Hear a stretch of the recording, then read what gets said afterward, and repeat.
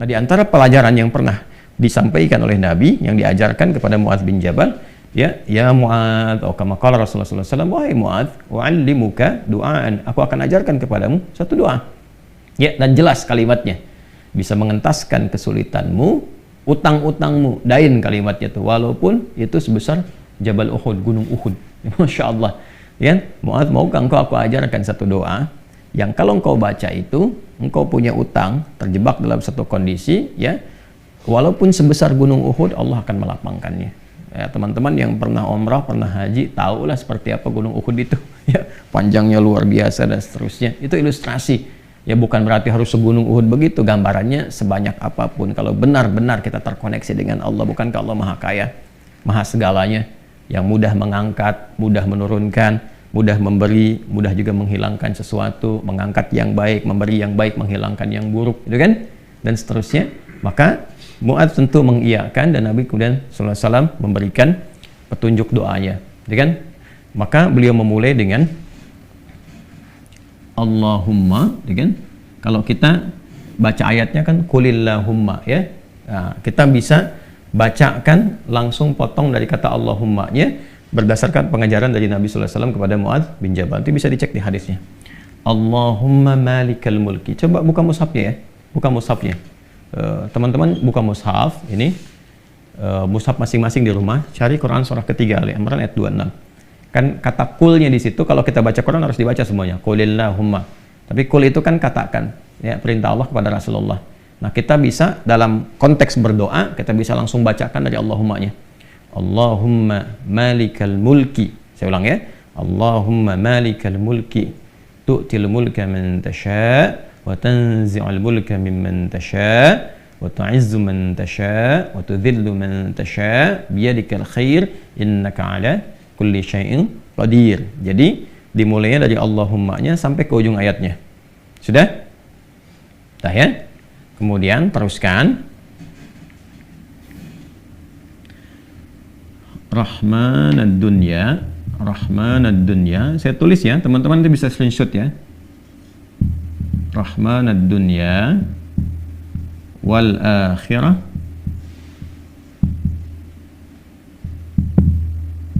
Rahmanad dunya wal akhirah wa rahimahuma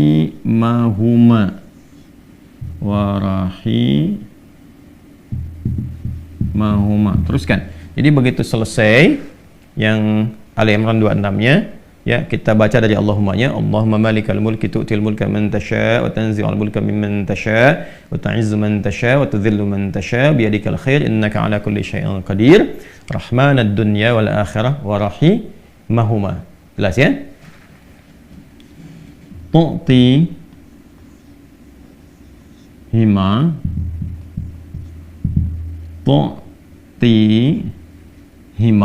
itu kan man tasha'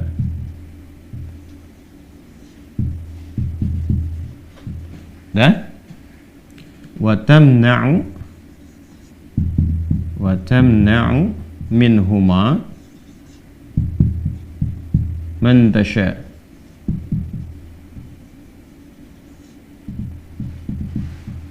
Dah?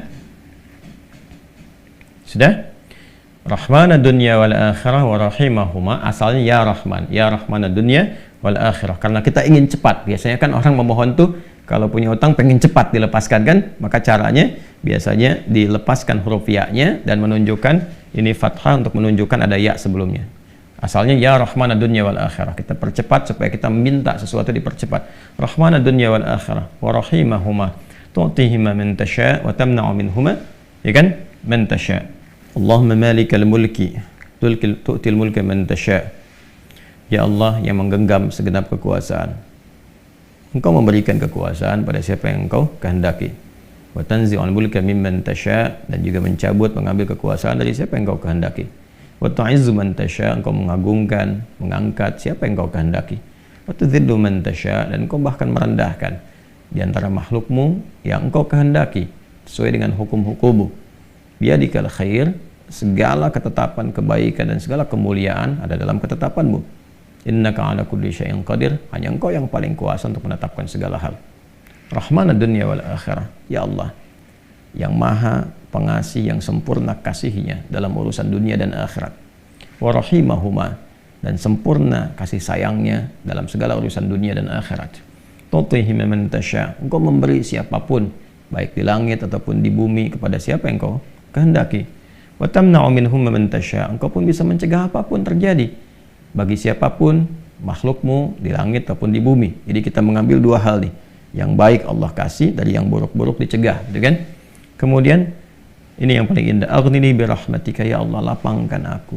Aghni itu dari kata ghina, aghna yughni, aghni asal katanya dari kata ghina, sesuatu yang lapang dari segi harta, kayakan.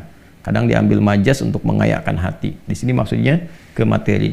Kayakan aku ya Allah, berikan aku kecukupan yang melapangkan aku, ya kan, dari urusan-urusanku. Maksudnya ini terkait hutang. Bi rahmatika, dengan rahmatmu.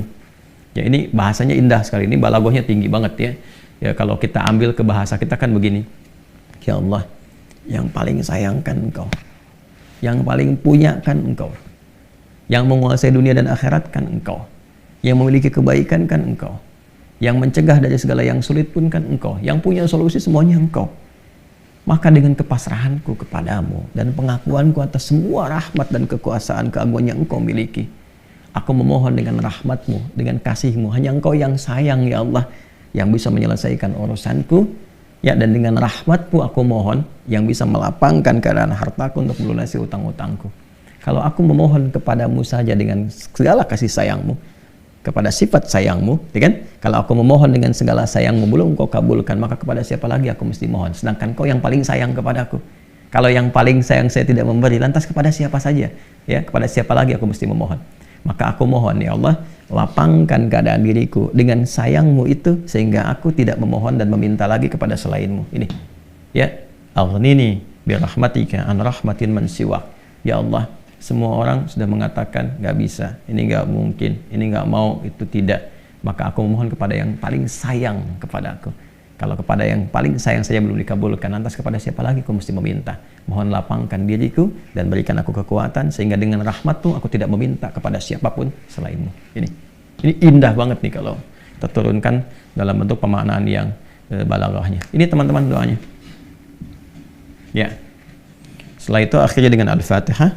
Fatihah itu pahalanya banyak banget, kan? Di antara namanya selain pahala itu juga ada fungsi-fungsi fadilahnya, keutamaannya. Ya, apa di antara fungsi keutamaan fadilah itu disebut juga dengan Al-Kafi, Asy-Syafi, yang mencukupkan segala hal. Ya kan? Yang dengan izin Allah bisa menyembuhkan, karena intisari Quran itu ada di Al-Fatihah. Maka diakhiri dengan Al-Fatihah, kemudian setelah itu tutup dengan sholawat. Tutup dengan sholawat. Nah, nanti ada hadis lain yang mengajarkan kaitan antara hutang dengan memperbanyak sholawat kepada Nabi Muhammad SAW. Ya. Nah, sholawat ini juga penting teman-teman sekalian, diperbanyak di akhir ya. Jadi setelah baca tadi Quran surat Nuh, Ali Imran, ya istighfar dulu. Jadi kalau kita rumuskan kan ketemu 5 kan? Ya, dari mulai kita istighfar dulu dengan segala ketulusan, dalilnya surat Nuh itu, kemudian di surah Ali Imran kita bacakan, terus praktek doanya kita temukan.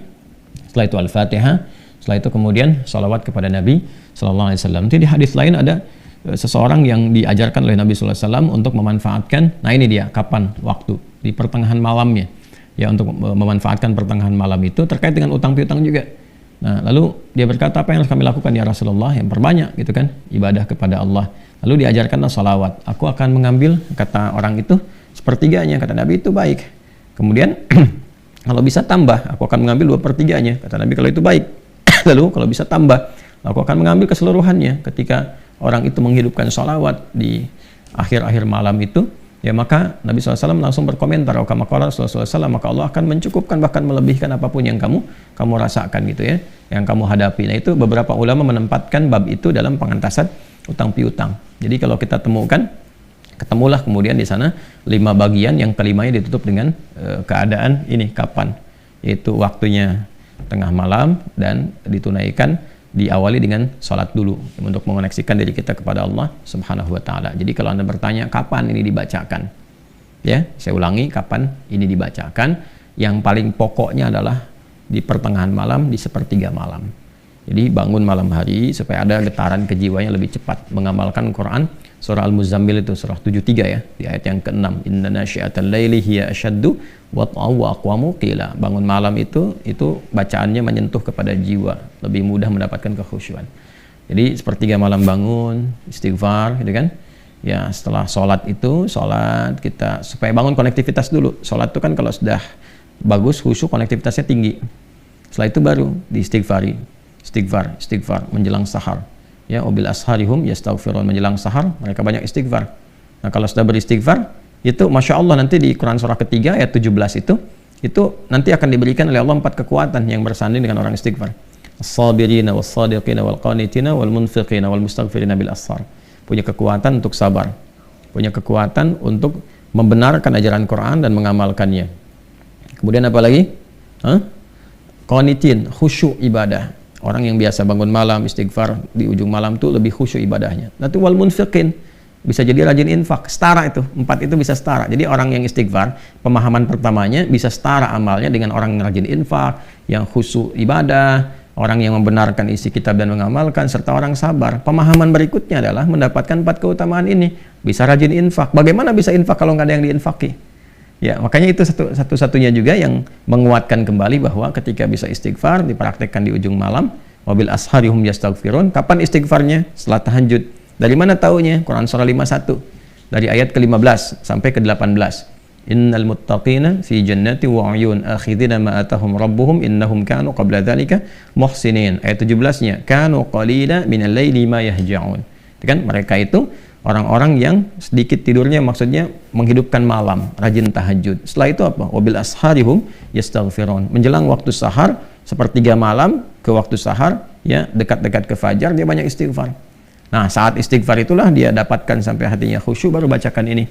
Ya Allahumma malikal mulki tu'til mulka man tasha wa tanzi'ul mulka mimman tasha wa tu'izzu man tasha wa tudhillu man tasha bi yadikal khair innaka 'ala kulli syai'in qadir. Ar-Rahmanud dunya wal akhirah. Itu tulisan ke sana. Wa rahimahuma tu'tihuma man tasha wa tamna'u minhum man tasha. Kemudian teruskan langsung ke bawah. Aghnini bi rahmatika an rahmati man siwak. Minta kepada Allah. Ya, setelah itu boleh sertakan kemudian bahasa-bahasa kita minta. Terus baca Al-Fatihah, tutup dengan salawat kepada Rasulullah sallallahu alaihi wasallam. Ya, itu dibiasakan. Nah, sampai mendapatkan kekuatan, tapi bukan berarti tidak berikhtiar. Setelah itu ikhtiar tetap. Ya, tetap berikhtiar. Ya, bagaimana cara berikhtiarnya? Ya, itu bisa kita bekerja dengan baik. Kalau nggak ada modal sama sekali, misalnya kita berikhtiar dulu dengan amal kebaikan. Datang ke masjid, berusaha rapi-rapi, gitu kan? Kemudian kita lihat ke DKM-nya misalnya mengajukan dulu permintaan. Nggak usah banyak-banyak pinjamnya.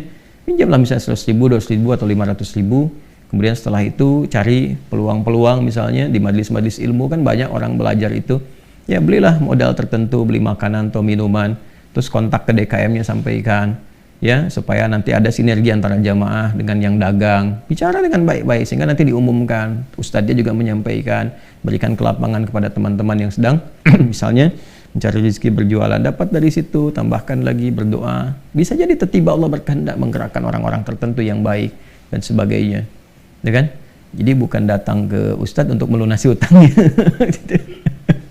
Saya lihat beberapa teman-teman tuh kalau minta saya terjebak riba gini, gimana solusinya? Mau minjam, mau minta dilunasin. Teman-teman saya itu udah tugasnya ngajar. Kalau antum tanya doang saya jawab, tapi ya, kalau urusan dunia carilah gitu kan terkait dengan dunianya. Bisa antum ke Basnas, bisa ke bagian DKM masjid, bisa ke teman-teman pengusaha yang muslim yang baik-baik ya. Kalau saya kan ngajar gitu. Ya kalau ada alhamdulillah, kalau ada itu kan. Ya kalau yang sifatnya terkait dengan bimbingan itu lebih utama.